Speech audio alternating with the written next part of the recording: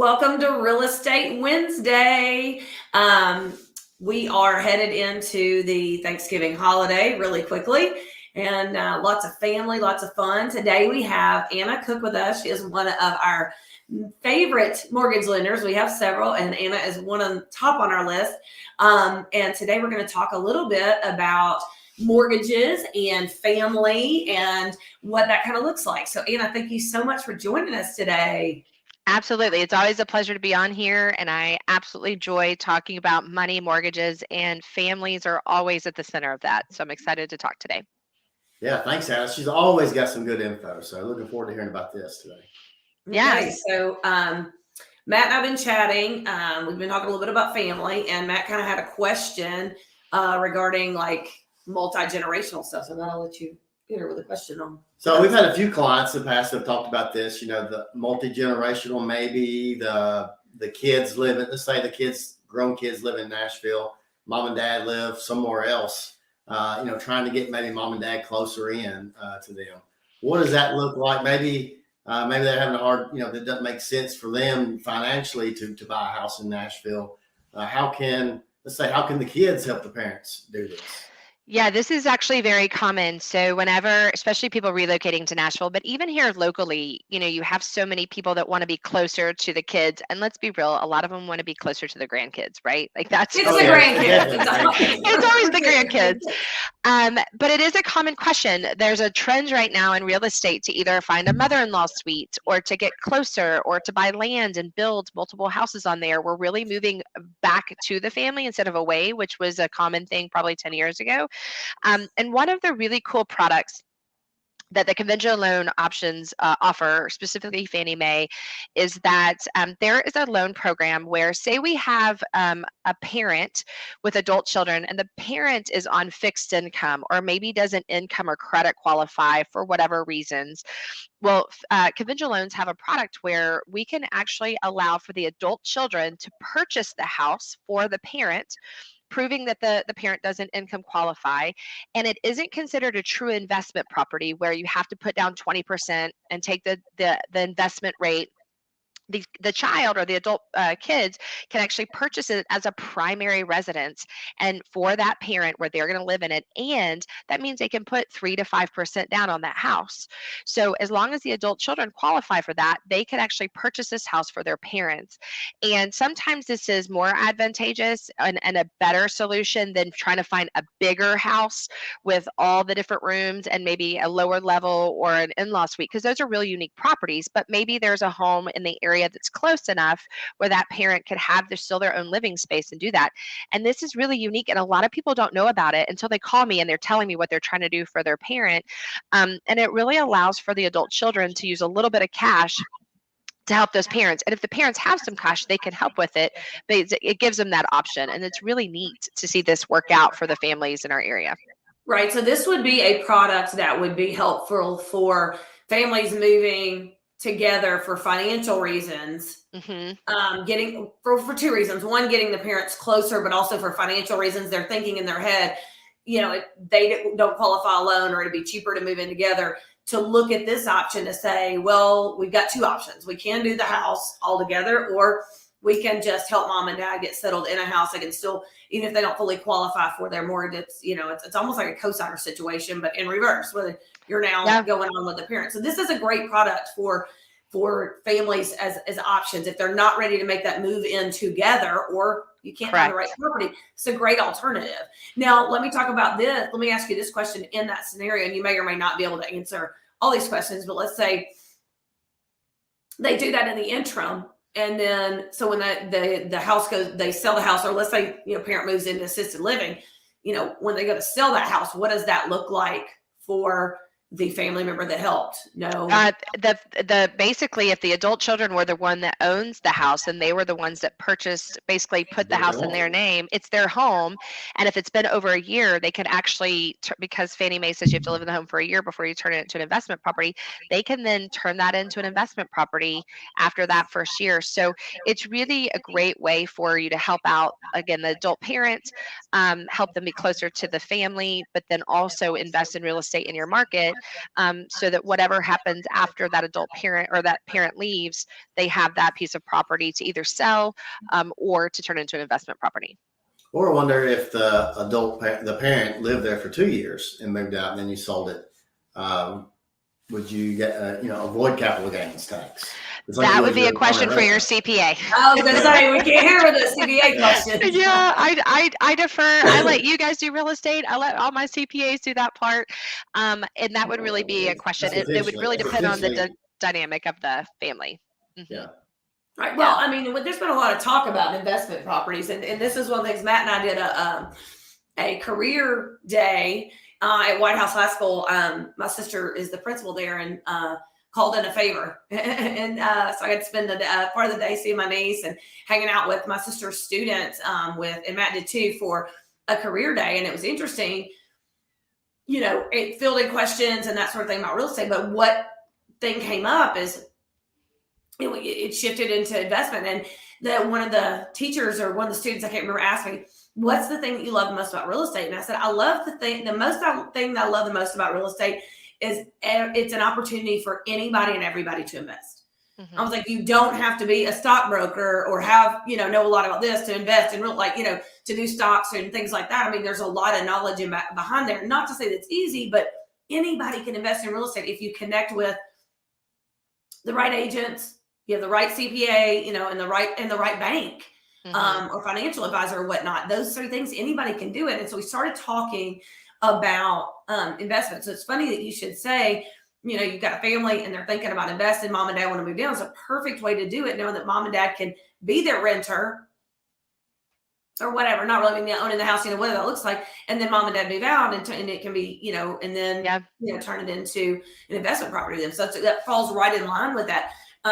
Another thing. I was going to say, and that's for the grown kid. What about the 21-year-old kid, going out and buying their first house? Yeah. And we talked about that at the career day. We're like, if we could go back to the me that was your age, because a lot of these kids 10 years ago. Yeah, a lot of these kids, 10 years ago, a lot of these kids were 18. So, we talked about that. And I said, I would look at myself and say, start saving now. But I would also, my first property I would have purchased for myself would have been a duplex, triplex, whatever I could maximally afford. Mm-hmm. And I would have lived in one side and gotten the regular mortgage or whatnot that could get and rent out the other. So talk a little bit about that. I know it's called house hacking. So talk a little bit about what that looks like from a financial standpoint. Yeah, a lot of people don't realize that when you buy, for instance, like a duplex, that if you plan to live on one side of it, it's actually a primary residence. So you put down the minimum requirement for FHA, that's 3.5%. For conventional, it would be 3% or 5%, depending on how you qualify. So you really come in with a minimum down payment, and then you have a primary that you're living in. But then on the other side, the second piece of that is you could rent out the other side. And so essentially, you could have the renter and the duplex be paying for your mortgage and helping you make money.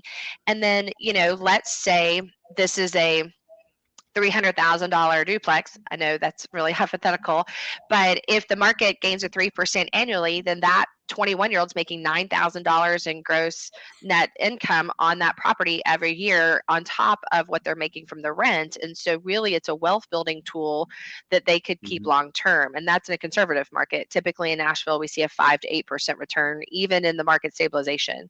So, you've just got someone who's making, by living in the property that they bought, they're making $9,000 a year on it, plus they're making rent on it. So there's very few other places. There's nowhere else actually in the economy where you could make that kind of money starting in your early 20s. And you could do that you live there for 1 year and then go do it again? Yes. So you have to be careful because on FHA, you can only have one FHA mortgage. So you could do it again if you were going to have a conventional loan. But the idea would be is that once you live in it, if you wanted to go buy another home and rent it, and then rent that one out, then you could turn around and buy another primary a year later. So you have to Fannie Mae and FHA require you to live in a house for a year before you turn it into an investment property. Right. And one thing we talked to these kids about was, or soon to be young adults, was that you do that. And if you get the right scenario, then the bulk of your mortgage is being paid by the renter. You take and pay like you're paying the full mortgage every time and put it in an account.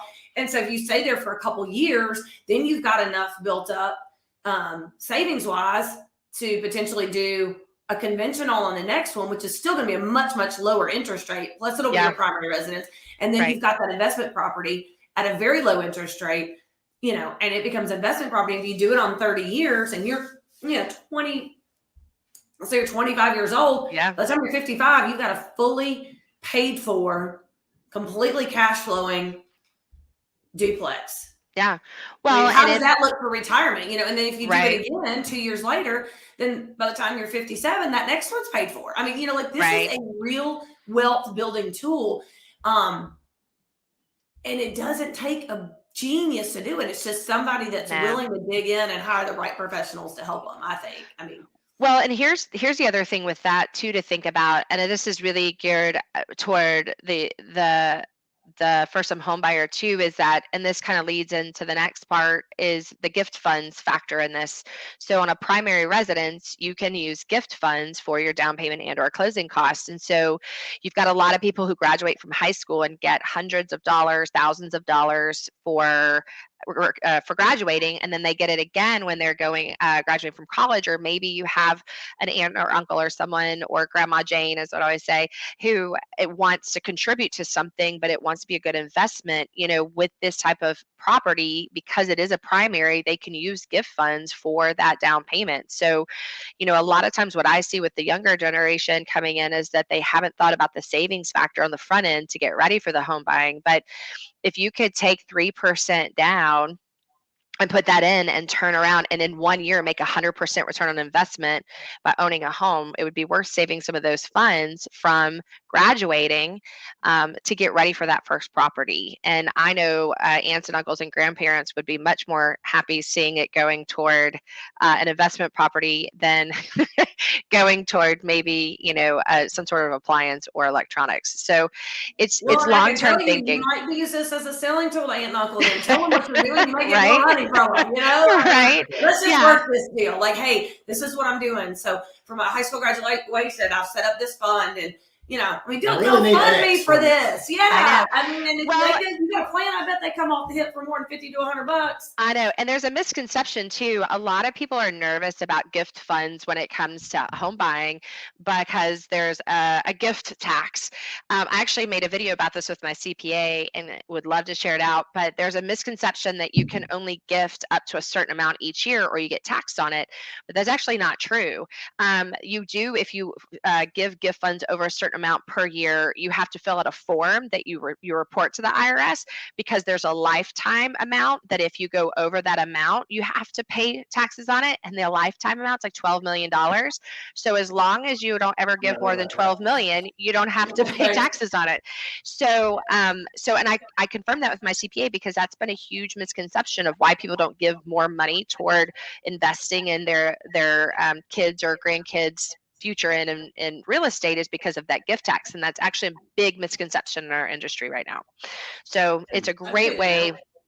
It's a great way right now, especially end of the year, parents and grandparents and aunts and uncles looking at what do they want to do to help maybe, someone in their family. Gift funds is a great way to reinvest money into real estate without, like I said, there's a misconception with the taxes on it. Well, we talked a lot about like multifamily, and in some situations that's not, possible. So, we talked about you can even do single family and rent out rooms to your friends. Or I mean, when I was in college and even after, I had a roommate, that paid rent and, the whole bit. So talk to us a little bit about a single family situation. I know you're telling me there's some things that I didn't actually know. So this was a cool thing. So you guys listen to this. Yeah. So there are some specific first-time homebuyer programs that are with conventional loans that, first of all, they allow for typically a little bit lower interest rates, a little bit lower PMI, but they also allow for what we call boarder income. And boarder is kind of an old word for roommates. So basically, if you've had someone who's been your roommate for the last 12 months or longer, and we can show that through rent payments and such, and they're agreeing to move in with you when you go to buy the house, and they will sign a 12-month lease from you, we can actually use that lease agreement as income producing for that person buying the house. So it's super important, because with this type of situation, if you have someone who's a first-time home buyer and they're just kind of over the cusp, you could have that person come in and offset that income and allows for them to qualify for that mortgage. Obviously, the reason we say 12 months is because we want to make sure they're going to stay there long term, because we never want someone in a house they don't qualify for. But it's a really unique way, especially if you have siblings that are going to be moving in with each other, or long-term roommates, especially in nursing communities. This is really big. Around hospitals, there's a lot of people who are roommates for a whole 2 or 3 years.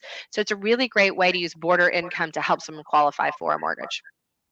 Yeah, that's great. That's really good information. I mean, if you get nothing out of this, like that is just, I mean, I didn't know that. And that's just good. That's just good stuff for us to be able to share, with our clients and help them out. And that's always what we're interested in doing on here, is bringing you information that, bringing people information that will help them, to buy and sell and invest in real estate. And we hope that you will call us and let us help you do that. Call Anna, let her help you with the money end of it. And we always love having you on. Thank you. That's awesome. And, we're always looking to bring everybody, new and helpful information. So if there's something that we haven't covered on here that you would like for us to cover, shoot us a message. Let us know what that is. And if we don't have, the answers ourselves, we'll bring professionals on to do that. But Anna, thank you. It's always a pleasure. You guys reach out to us. Let us help you buy, sell, and invest in real estate. And we'll get you connected with Anna to help you with the money piece on this. Perfect. Thank you, guys. I always love it. Thanks so much. Anna.